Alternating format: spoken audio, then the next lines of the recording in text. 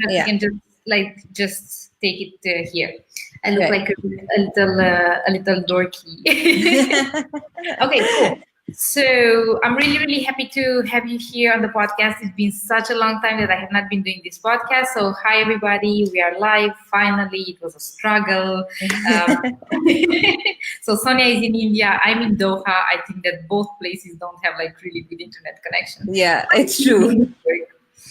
Cool. So Sonya, let me just introduce you. I loved the description that you shared with me. So you're an eco-fashion designer, ethical influencer in journalism. Yes. And I love the fact that you love promoting happiness. It's important to do that these days, I think. Absolutely. But it felt so real, you know what I mean? That you're like, what am I all about in this lifetime? About promoting happiness. Yeah. Cool. So walk us a little bit through your story. How did you get here where you are? A little bit of background story, where you're originally from. I'm like curious about the whole gist of it. Yeah. So basically, I was born in India, and I'm a Parsi, which means our religion is 1% of India. So we're actually from Persia, and I studied fashion and textile design in Milan, in Italy, for around 3.5 to 4 years.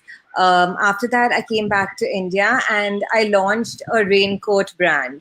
So it was designer raincoats for women, for pets, so dogs and cats, and for kids as well. And for about 7 years, that's what I did. I went into gowns and dresses and everything. And one day I basically saw my workroom, which was filled with waste fabric, and there was a lot of junk, and half the things were in each corner of the room. And it just struck me that why don't I start making bags from the waste fabric? I also had a bit of transformation in my life about 4 or 5 years ago, wherein I started practicing Buddhism, which is not a religion, but it's a practice where we chant, and it's based on the law of cause and effect. So what you give, you get. And it kind of took me through this transformational path where I completely stopped using plastic, which means I had to stop making raincoats. And I converted my entire workroom into, like, it was a complete transformation from synthetic fabrics to completely organic fabrics, from synthetic dyes to organic and natural dyes, from not making sure that there wasn't a speck of fabric wasted on the ground of the workroom. So I would convert those into flowers or some sort of embellishment to put on the clothes, just to make sure that it wasn't going to waste. And in the last 3 years, I took it up a notch, and we started almost going through trash cans and taking out old soda cans or old mobile wires.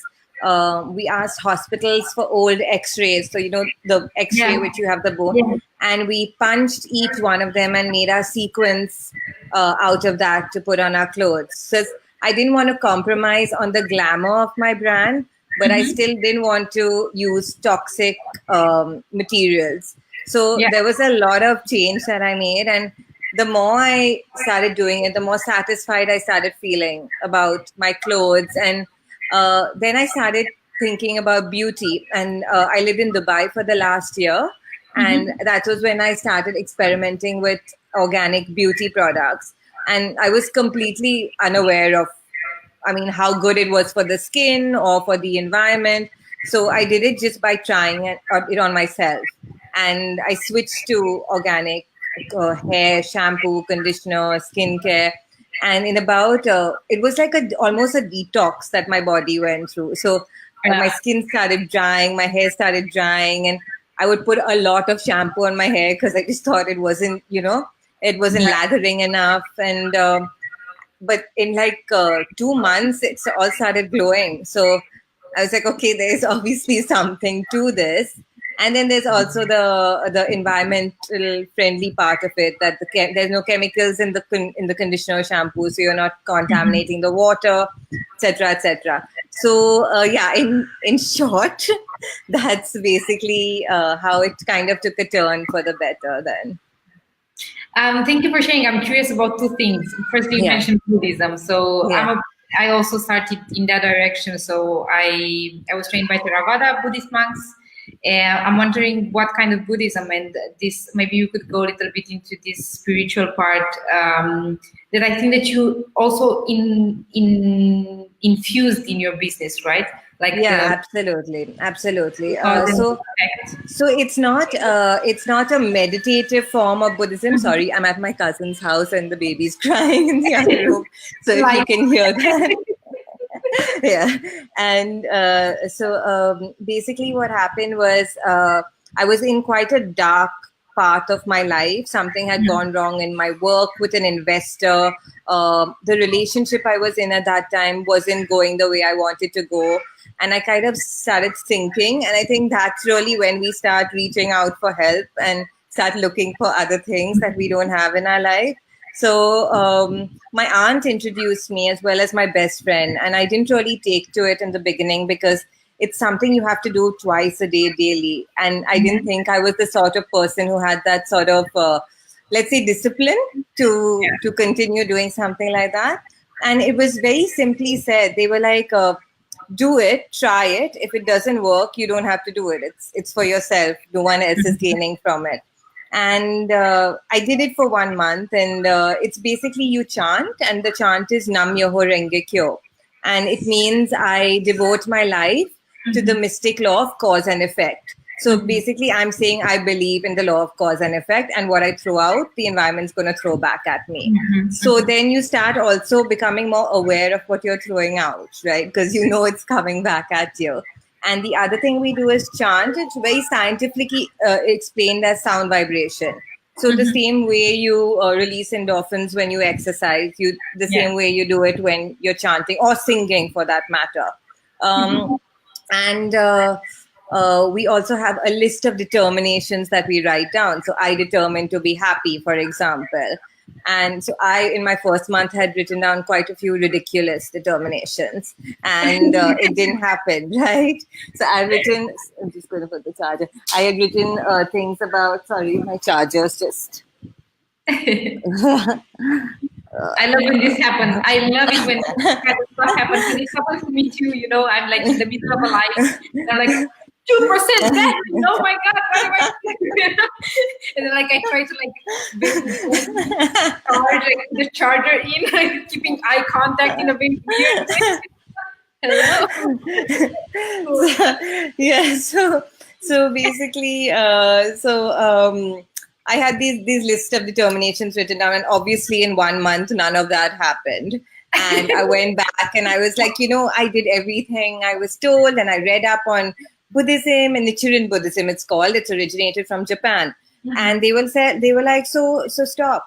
Like, no one's asked you to do it for 1 month. No one's asked you to do everything you've done. You don't need to do it. And I just couldn't stop. And it's been about 4.5 years now. And I'm doing it every day, twice a day. And it basically works on the principle that once you gain happiness from it, you give it to others.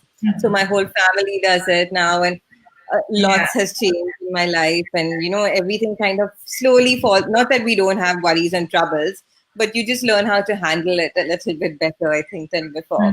So that is the path I went down. Yeah, I love that, and I honor that, because I think that is very important. I think that most people who are into sustainability per se, they have a spiritual component, because you can't it pains me, it pains the heart out of me to feel that the clothes that I'm wearing, they were created in such a poor condition for the workers. And also that whatever I'm putting on my skin, even you mentioned beauty products, but also the dyes that are in the clothes, no? They rub onto your skin, so they become part of who you are. They change your DNA, you know? Exactly. And like I think that it's becoming. I'm so grateful for this because it's a trend. It's becoming a trend, and it's cool. I love trendy stuff because trendy stuff are receiving more attention.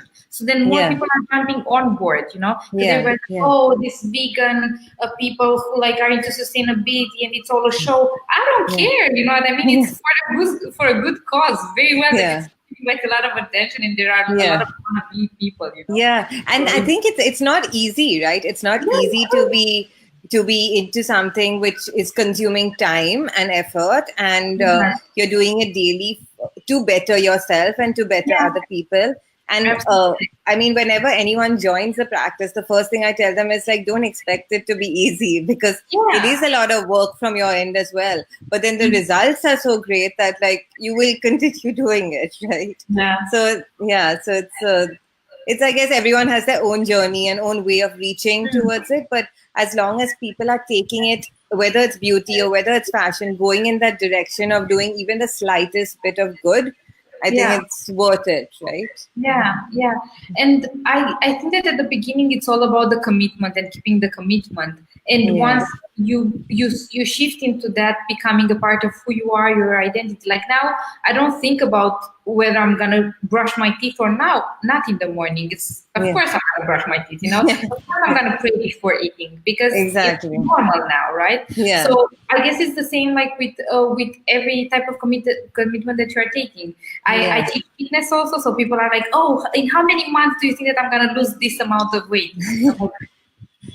It really depends on you. It depends on your commitment. It depends on how fast you want that to work, and it depends on doing the work constantly. And I think that it's the same like with your brand, right? Like you had to build a brand, and I'm sure that at the beginning it was very challenging because you had to put in the work, and then little by little it just becomes normal, and like you have systems into place, and it's just far smoother than it was. Right? Absolutely. Cool. So you shared a little bit with us. You shifted into your passion, right? So if you were to share with the viewers 3 principles for sustainable living at this moment that anybody could start doing straight away, what would that be? One is don't throw your clothes out after one wears or 2 wears. There's so many different ways to style your clothes. And now there are so many YouTube videos that are helping people of how to use one piece of garment again and again and again. There are many places that even recycle. So the second thing would be to recycle your clothes if you really, really need to get rid of them. And the third thing is, if you are purchasing, there are now 100 websites to purchase ethical and fair trade goods. You know, especially in India, we've been told that there's so many kids who are going through child labor and are working unfair conditions in workshops. By 3 or 4 years old, they're put to work to not only to sew, but to deliver things, to patch up things, to put on buttons. And I mean, in India, at least, it's a lot of attention needs to be given to fair trade and good working conditions over here. So if you are aware, I mean, the point 3 would be if you're aware that there are people who are selling slow fashion, and there is a lot actually in India because there's a lot of natural fabrics here. But if you're aware of it, purchase that instead of like investing in fast fashion. So I think it's the awareness, and then spread it, because like, I mean, that's the most important. People are not aware of how amazing and long lasting clothes can be if you take care of them. And especially if it's naturally dyed, you will take care of it more. So a little bit more love to your clothes, I think, basically. Yeah. So for my fashion brand, we are also importing from India. And the fabric is very authentic and like rich, you know what I mean? Like when you feel it, it's very rich, it's very full. And it's also like, you can see I wouldn't call it quality, you know, because maybe like I realize that in the West, we've been trained to like see everything like very nicely shiny and like really very well folded.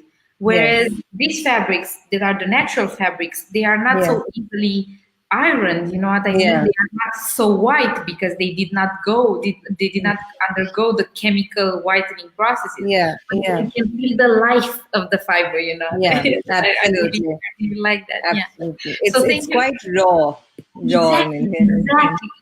Exactly. And I guess that's you are mentioning awareness for consumers, because there is Yes. always this debate, who should make the first step? Should the Yeah. industry say enough?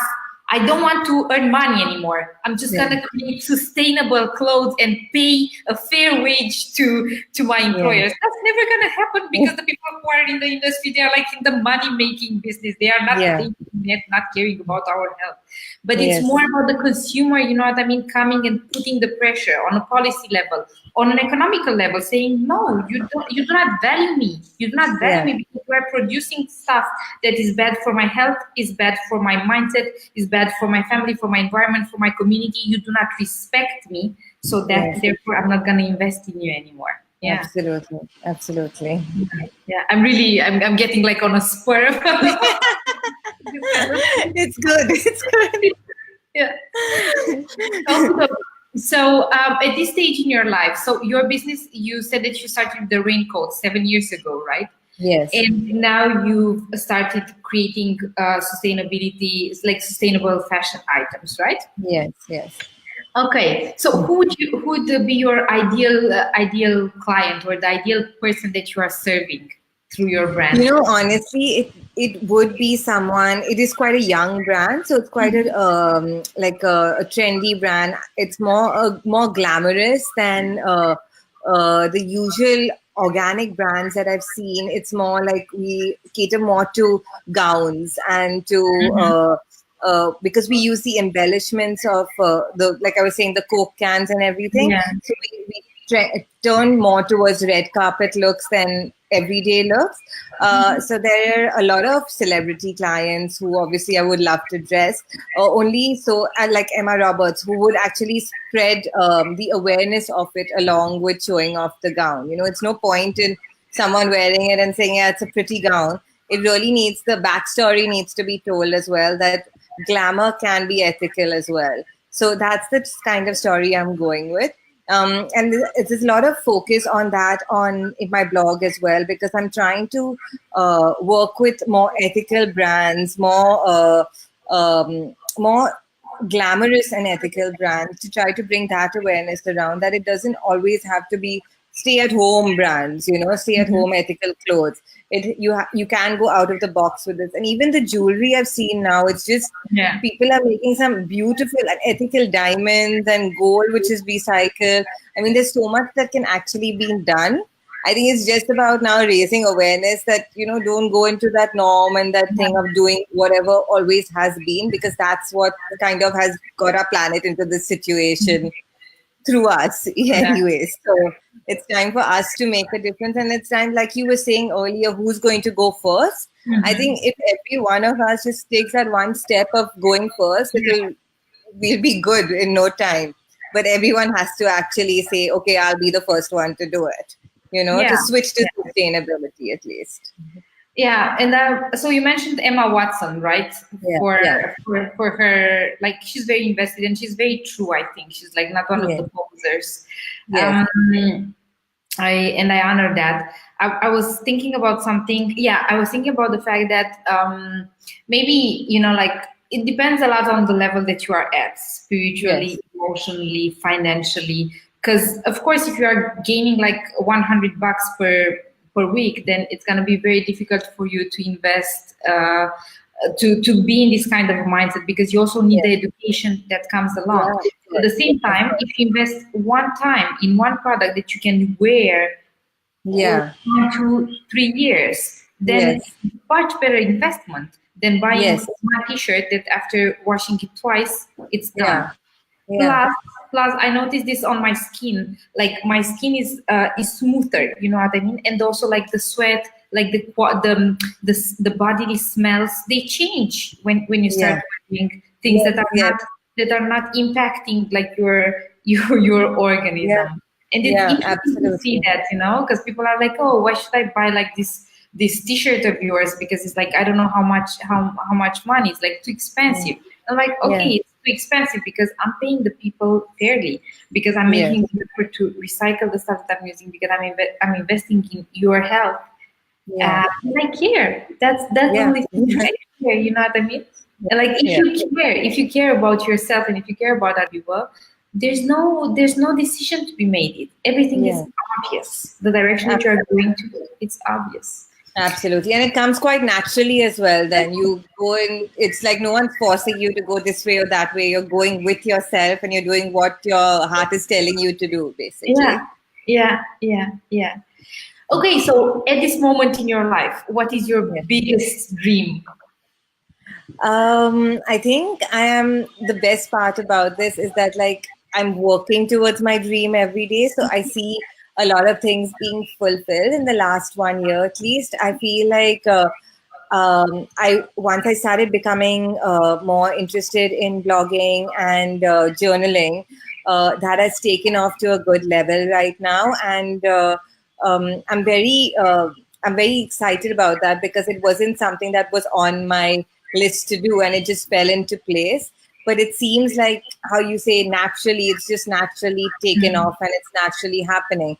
And I'm enjoying it much more than I thought I would. So my dream is to spread that and make sure that more people are aware of the blog, and I'm able to write for a lot of sustainable magazines as well. So through my fashion journaling experience in school in Milan, which I never actually put to use, I'm doing it now. So it's great to see like everything kind of going in a direction that I didn't expect. I was only focused on fashion and that was it. And now it's kind of branching out into beauty and writing and different things. So I think my dream would be just to make that bigger and bigger, because that is the future right now. To create ripples and like impact more people and to just share with more people. Exactly. It's really interesting because I think that like I met a lot of people who are creating sustainability through their lifestyle or just contributing to sustainability through their lifestyle. And this is something that always comes like into the discussion. It becomes natural to share, and I think that a lot of people, like I remember I'm a vegan. I've been vegetarian. I've been vegetarian for 9 years. And at the beginning, you know, like people who were just starting being vegan and vegetarian, we were a little bit aggressive, you know what I mean? Like we had found God, and then we wanted our God to be everybody's God, and everybody should become vegetarian. And this aggressiveness is something that I kind of not feel anymore in the sustainable fashion. Maybe it's also because I'm choosing to look in a certain direction.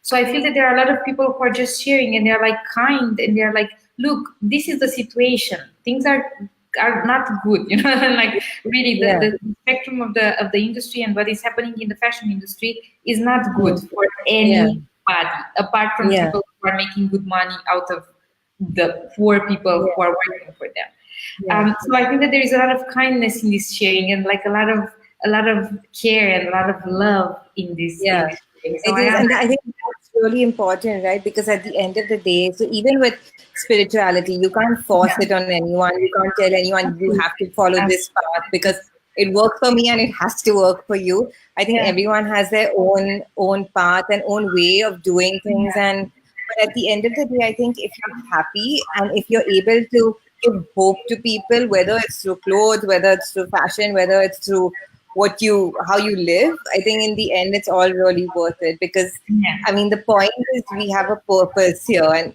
I mean, everyone needs to kind of get to understand that the mission is to make the world a better place and not to hurt it further. So I completely understand where you say that, you know, in the beginning, everyone is aggressive. So possibly when I started Buddhism as well, I thought that I was right. You know, suddenly I found the path and I am right. Now everyone needs to do what I'm doing.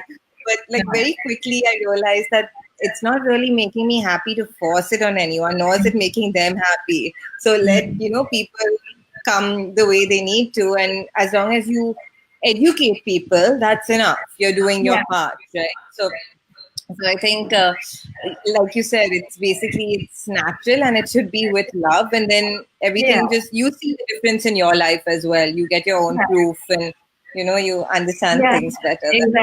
Exactly. We say this now, like how you educate children. It's not by telling them things, it's by doing and them modeling what you're doing, because they find what you're doing Exactly. And it's so important for the future generation to have a couple of hundreds of people, educating them the right way at least, Exactly. Yeah.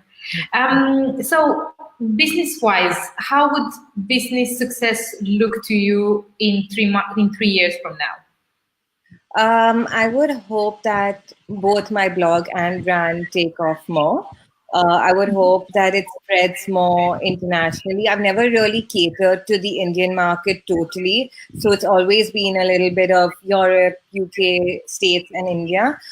Because honestly, US took sustainability more seriously than India still is. So we are like a growing market. When I was in UAE, it was more like a growing market.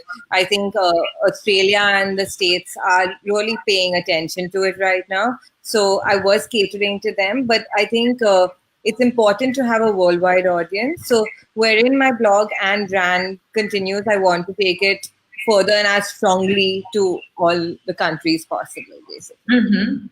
So I was checking your Instagram, right? So you are already collaborating with a lot of brands through Instagram, and you are, so everybody who wants to follow you, you're on Instagram. Thank you. Like it's a part of like co-creating. Yes. There are people who have their soul into their brands, and maybe they don't have the means to come and to be visible and to tell other people, hey, look, I created a really good product. This product really works, no? So then you come and you fill the gap between people who need this and people who created that. So it's just like co-creation. But it's important, right? Because I think also competition has become such a big problem in the world. Like everyone's competing with everyone for everything. So that like if you can kind of help someone, or even though you're doing the same thing, you're not losing out on anything. It's not like you're sacrificing something by helping someone as well. So, I love this. This is so my biggest dream is to be able to bring up children who are no longer in competition mindset. I mean, like competition with each other. Be competitive for yourself to like surpass yourself and better yourself. But like this, what you just mentioned, I think that so many of us were brought up with this mentality that if you have something, that something suddenly became unavailable to me, which is untrue, Cool. So thank you for sharing that. So you are basically mostly creating things in India and delivering worldwide for your fashion brand, right? Yes. Yeah. And you are using, like, I'm curious about the whole process. Do you go to see how the fabrics are created? Do you go to like the weaving factory? So I have seen that in the beginning when I started organically sourcing. I went to see, they also give you a certificate to make sure it's GOT. So that's basically to make sure that it's completely organic, to make sure that there's no chemical dyes put into it.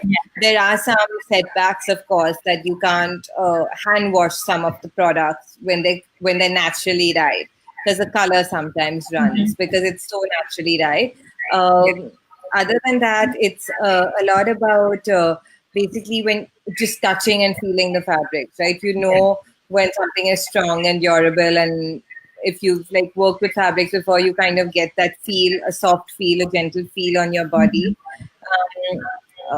One thing that you have to really be careful about is paying the workers well, like I was mentioning before, which even though it is expensive to manufacture, other than, putting it in a regular workshop here and just getting it done for much cheaper, I spend on my manufacturing because I feel if you are making them happy, they are going to give you the product you want as well. So it's like a cross manufacturing thing wherein you keep them happy, they keep you happy, and it's just the way it works better, I think.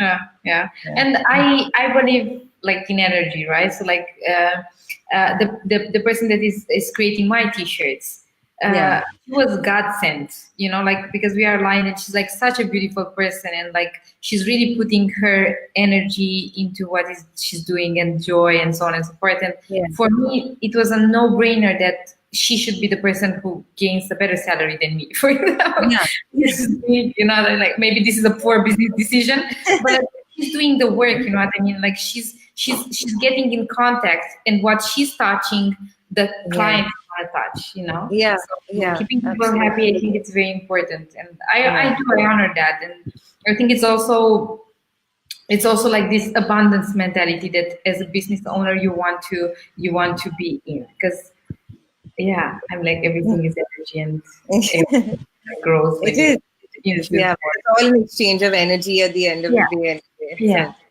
Yeah. So what would you say that is most rewarding to you personally and professionally at this moment in your life?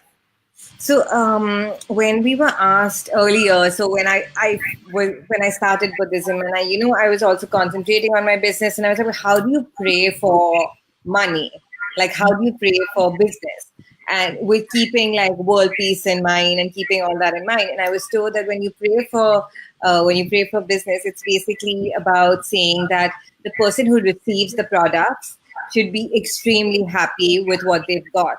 So you kind of say, I am praying for myself as well, but I am praying that I give so much joy to the person receiving the product that, it's kind of satisfying in two ways then, because you see the smile on the other person's face and you're like, okay, somehow I've kind of created happiness in this weird, mystic way. But so that is the best thing, I think. When we talk about creating happiness, it's about you have to be happy yourself firstly to be able to make another person happy.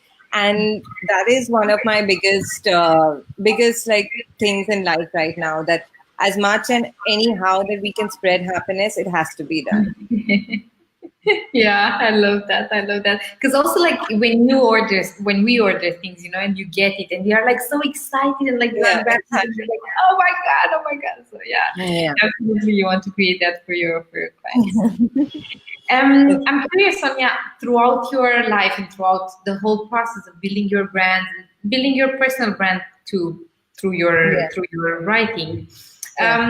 Who is your inspiration? Who was your inspiration? What is inspiring to you? And so, why? A designer that I've totally been with from the beginning is Stella McCartney, because she didn't really compromise on her values when she could have at any point of time. I mean, it's a really well-known designer and brand. So, I mean, when you get to that level, you could compromise and go with another fabric, go with go in another direction, take orders to make more money, etc., etc., etc. But I think it's very cool that she basically stuck to her ethical values and did not go into that luxurious fur direction like a lot of the other designers. Apart from a person, I think if you actually look into it, a lot of things, like even nature can give you inspiration. So I also focus a lot on sound. So music, like I think music can give you great inspiration. It can put you in a great mood to design better also. So you can actually get inspiration from anywhere. It's just about how hard you look and how much you want to find it. So I think every day, like, you can get inspired by different people and different things. Like today, I'm inspired by you, right? Because you're exactly on the same wavelength. We're talking about things which are going in there's nothing that we're kind of disagreeing with each other, even though you're probably practicing something completely different from me. We're probably in two different countries.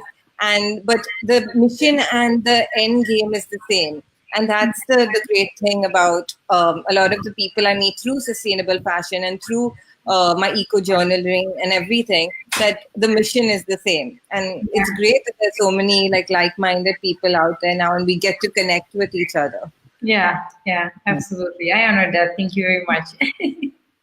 Yes. Cool. So, Sonya, this was it from my side. I would love to invite people to check your website and to check your beautiful fashion brand and your writing.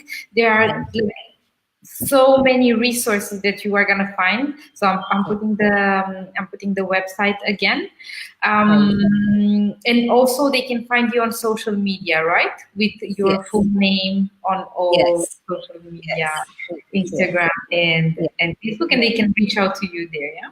Yes. Is there anything else that you would like to share with us? I think that's quite about it. But thank you so much for having me online. And I'm looking forward to sharing this interview as well. Yes. Thank you very much, Sonya. I'm really grateful. I'm really grateful for the people who watch this, who are online, and for the people who are going to watch it. And do reach out to both of us. You're going to find the links to our social media and to Sonya's website in the description on YouTube. Great.